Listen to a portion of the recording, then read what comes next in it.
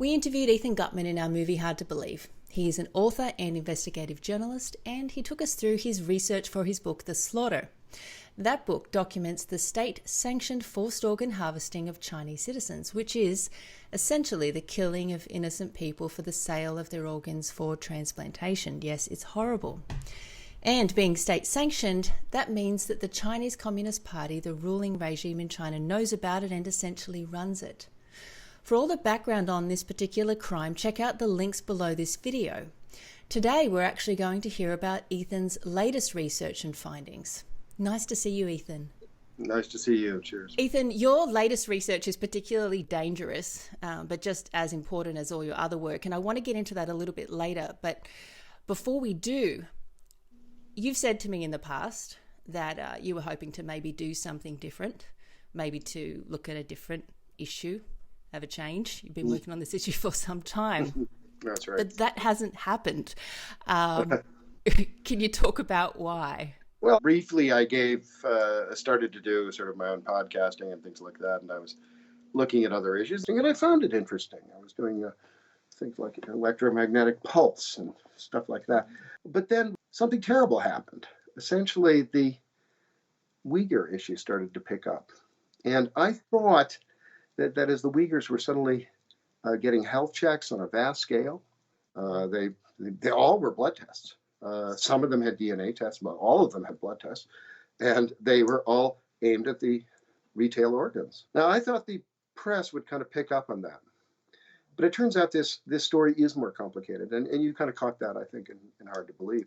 I started watching as the network news were going to Xinjiang. And they were worried about these Uyghur camps, and they would get tours of the Uyghur camps. And the Chinese did something very specific. They'd get them dancing. They'd make the Uyghurs dance. And then they'd make the Uyghurs sing and dance. And I'm sure the reporters were very skeptical of this. But what showed up on the screen? Singing and dancing. People need visuals, and if they're given the wrong ones, what are they going to use? So sometimes the Chinese really do understand the West better than we ourselves do. They know propaganda. In this case, they really got it. It's like, you can say what you want, but what are people going to remember? A bunch of people singing and dancing. The picture, yeah. That picture. And I don't want to ever see that again. This is not what we are here to do. This is not what journalism was put on this earth to do. And even when they were out there looking at the one place which had a lot of refugees, Kazakhstan, they were going in with cameras blazing. They were going in with all the equipment and all the rest of it. And they were wondering why people who've come out of the camps and have relatives in the camps right now, why they're not going to speak to me as a CNN reporter. I mean, why they're not going to put their voice print on a PBS report.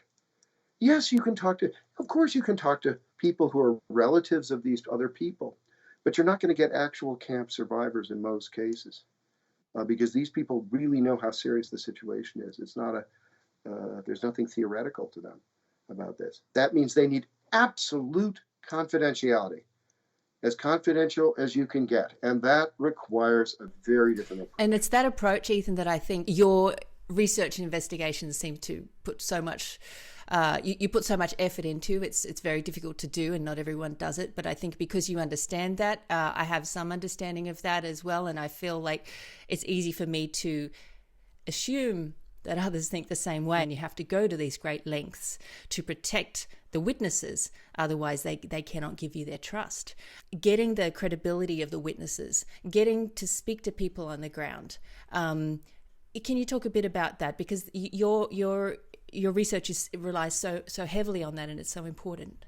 You know, the Chinese always, I should say, Beijing always learns from its mistakes. You know, they make mistakes. For example, that we couldn't have come up with that hospital count, the 60 to 100,000 transplants per year. Individual hospitals were sort of saying, you know, we're the biggest, we do more kidneys than anybody, or we do more livers than anybody.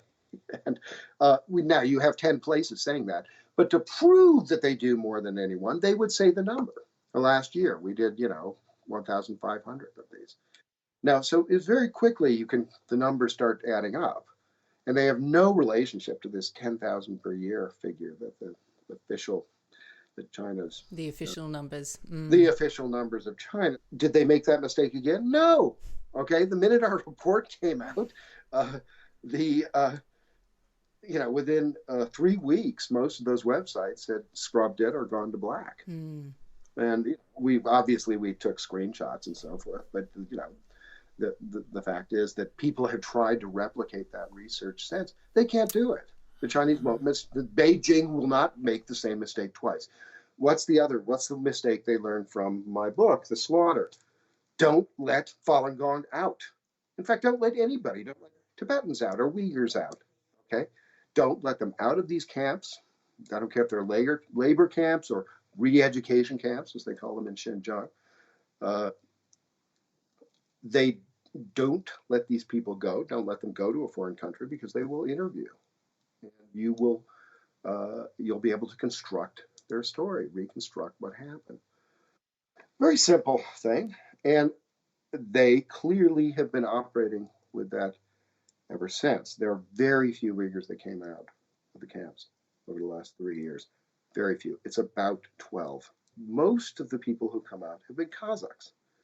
Kazakhs are a small minority. That is, there's Uyghurs, which are about approximately 12 million. Kazakhs are about 1.5 million. There's the Hui, which are also fairly small, and the Kyrgyz. But the Kazakhs have their own country, and so do the Kyrgyz, but the Kyrgyz are so small. So my idea was to interview these Kazakh witnesses.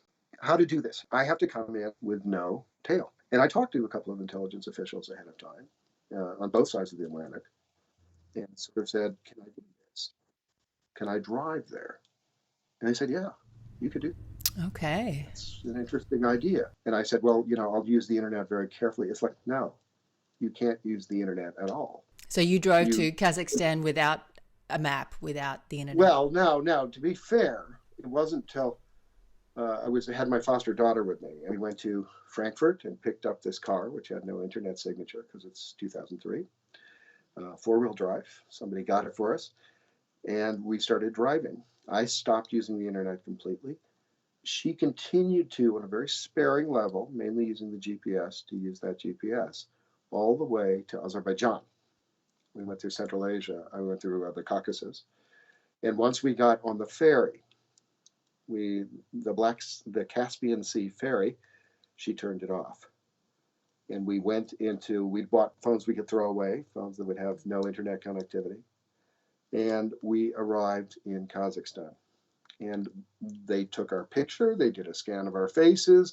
They looked at my license plate. It was terrifying. They had German shepherds jumping through my car to smell for explosives and drugs. I mean, it was very, very aggressive. It took 8 hours to get across that border. And we've been through many borders, but that was the most severe. But once we got it through, and they had our license plate and they had the face, we disappeared. We simply vanished into a very, very large country. And are you going to tell the details of this story in your book? It's a long story. It's a long story, and it was complicated on how we did it, and we really had to use a compass, and we had to use a terrible map, and it's sort of like, and there were moments of great.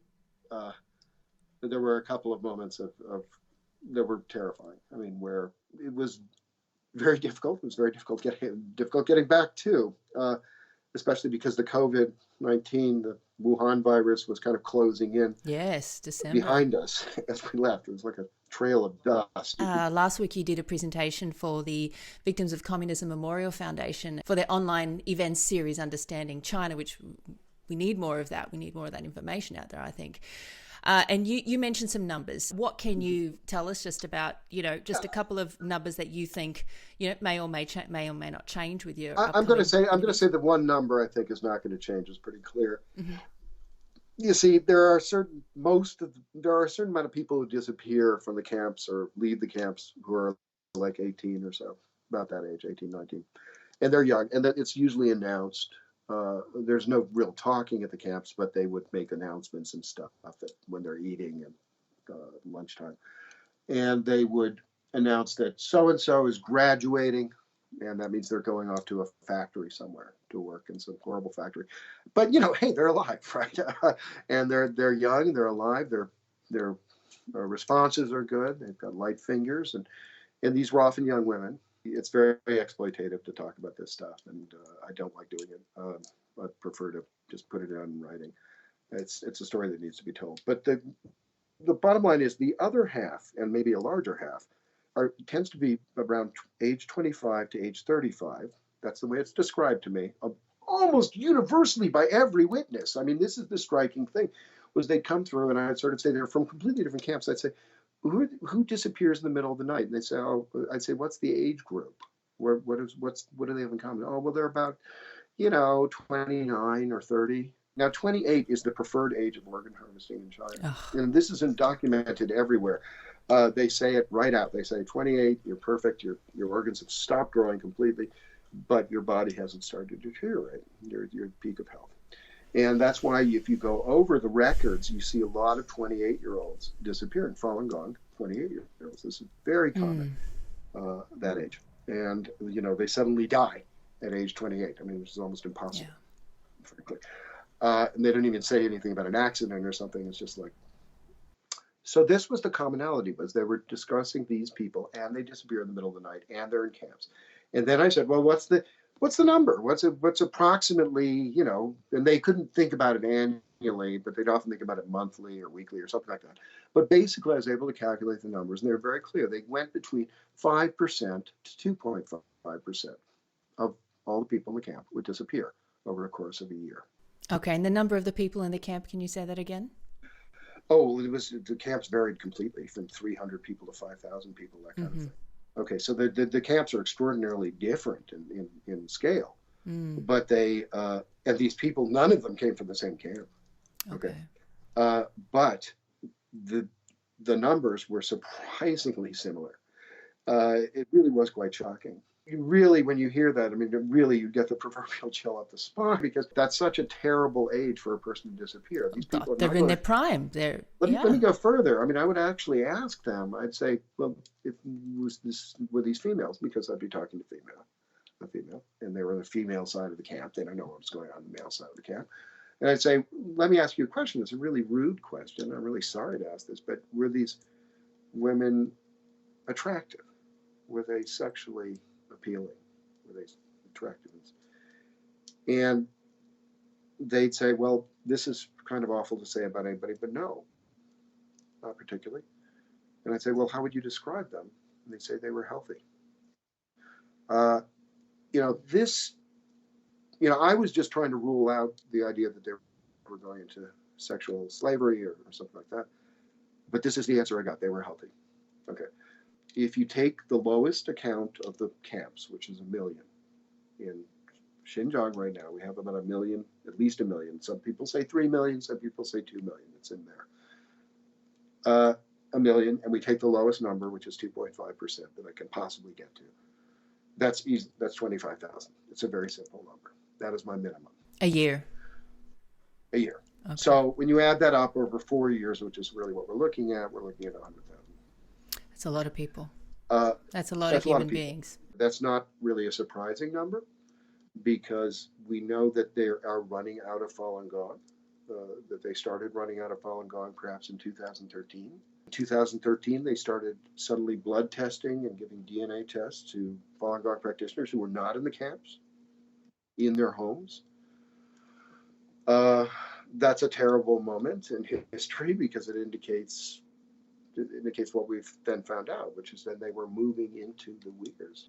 We knew this was happening with Falun Gong. It was less explicit. They were more careful about it. That's why I often call this organ harvesting 2.0 or organ harvesting 3.0 in a sense, because it's a somewhat more sophisticated method. It's faster. It's a bit more efficient. The health checks are more organized. The whole system's kind of streamlined. It's all in one geographical area, which is really an armed camp. It's the most surveilled. The surveillance is thicker in Xinjiang than anywhere else in the world today. Wow. I think this is a really hard lesson to swallow. If the Chinese communist regime is allowed to keep killing on demand like this, and if we outside of China keep buying their human parts, they're just going to keep moving from one group to the next, killing, harvesting the organs, one group to the next as they already have. Until when? Until they start coming for us? Unfortunately, this story is far from over and it is still hard to believe. Thank you so much, Ethan, for taking your time to talk with us today. And best of luck with the rest of your research. You can follow Ethan via Twitter at eastofethan. If you haven't read his book, The Slaughter, there's a link to it below this video, as well as a link to watch Ethan in our film, Hard to Believe. Please share your thoughts with us in the comments section below and subscribe to the channel. Thank you. Until next time, stay well and stay safe.